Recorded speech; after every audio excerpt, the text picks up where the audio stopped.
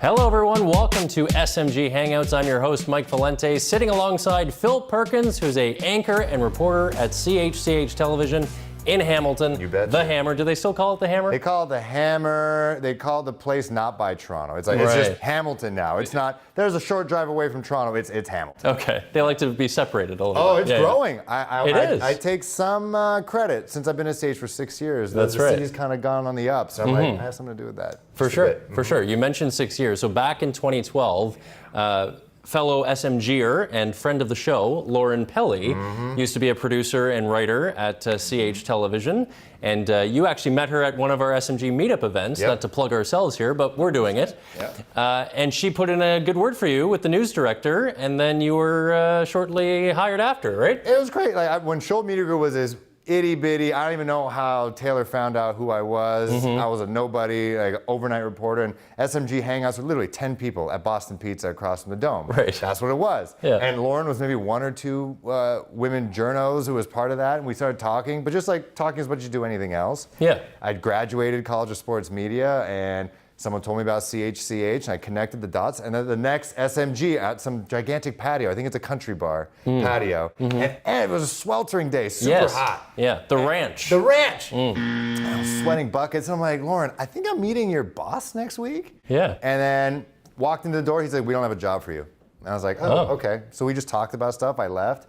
I think he, apparently now, behind the scenes, he asked Lauren what I was all about. Yeah. So he was a good guy, and then boom. Right. Yeah, but it's about making those relationships, right? Yeah, it was wild. So how have you networked in your career so far? Oh my God, it's tiring. It's like it's like a side gig. Everyone's got side gigs now, but like that was my side gig, just networking as much as I could. Like Shold is one thing, but I would constantly go to sports broadcaster conferences. I went to 2 in Salisbury, North Carolina, just to meet people there, because if you're at one place, even after a year, everyone's already seen your demo, everyone's seen your work at your one spot. You want to get it out there and get different input from different people with different backgrounds. Yep. And lately I've been going to the Asian American Journalists Association meetings. They're in the East Coast and West Coast every year. Okay. And some of my idols go to those things. And so, same deal. Show them your reel, your news reel, your sports reel, and just get contacts and just let people know who you are, what you're all about, because they'll never know unless you try. Knock on that door.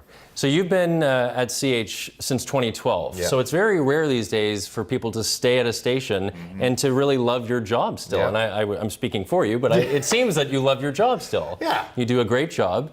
So what is the key to that, to keeping a job you love? Well, firstly, this was my second career. I was in sports medicine. I wanted to become a doctor at some point, wrote the MCAT, and then I made a decision, like, you know what, this is not what I want. After interning at a hospital for a summer and a half, I was like, I don't want to do this. Right. So I really dug deep. I just thought like a career coach. Like I got scientific about it, and I chose that this is the career that I want.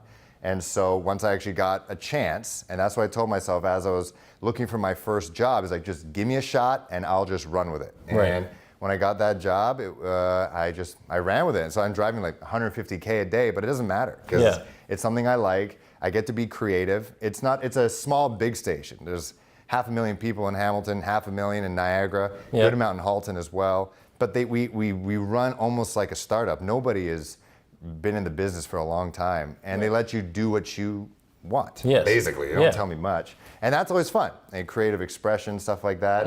And I think that I've been in the same spot, but I also feel like I've had different jobs throughout the 6 years. Of course. Overnight reporter, daytime, now I'm daytime, and now the 6 o'clock anchor. And next week I'm the 6 o'clock anchor and the sports anchor at the same time. So there you go. A lot of swiveling of the chair. So it's always different. For sure. Just give it all to Phil. Yeah, keeps it fresh. That's kind of what they're doing. That's basically what I'm trying to train myself. And I tell that to new hires, and they're just really good at lineup editing. I'm like, don't get too good at lineup editing. That's like the only thing you can do. Exactly. Like, make sure you ask, hey, I can shoot. Like, can I go shoot some stuff? Can I go write some stuff? Can I edit some things, do a stand-up, anything. Just let people know that you can do everything. You got to do that. For sure. Over your time there, are there things that stand out to you, I'm sure, that you're particularly proud of?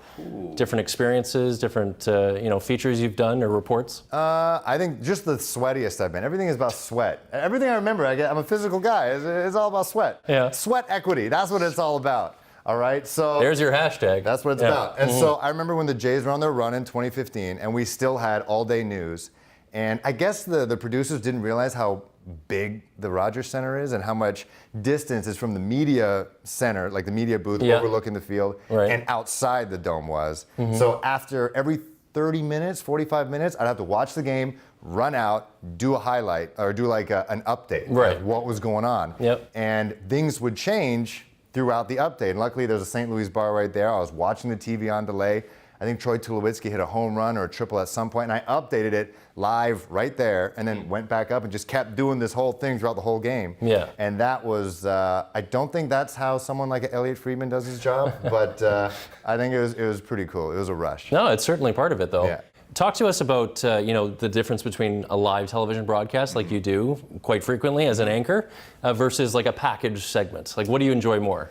Oh, I like live because you don't know what's going to happen. It's almost like improv. Like my co-host, she went to Syracuse, super educated. Our sports anchor, one of the few still around. In local media, obviously there's a lot of sports people, but in local media, you never know what they're going to say, and always something comes up, and I love that injection of personality that is just forced out by conversation when we do have some free time. I think that's kind of cool. I love live interviews because it's the same deal, but with the prepackaged reports, you could put obviously a little bit more thought into it. You can be a little bit more creative.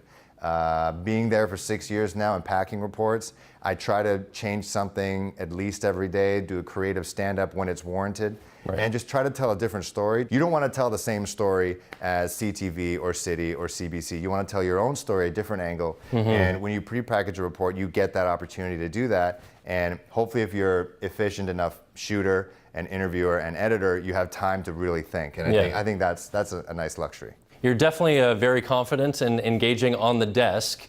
Whenever you post videos on your Instagram, it's usually you joking around with the other anchors sitting beside you. Right, not saying much. Exactly. They're just watching your show.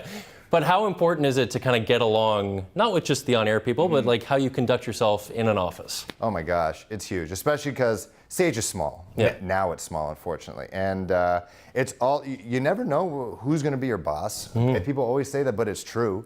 And with such a small team, everyone's going to try to help to make you look good, sound good, and you're going to see that person every single day.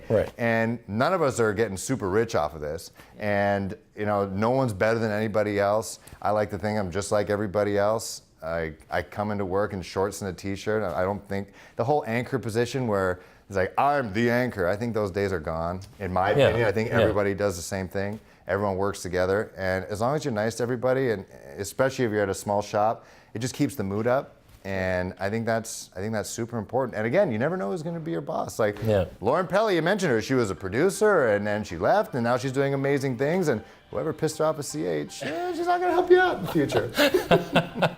Well, you're doing incredibly well yourself there, Phil, so thank you so much for coming in.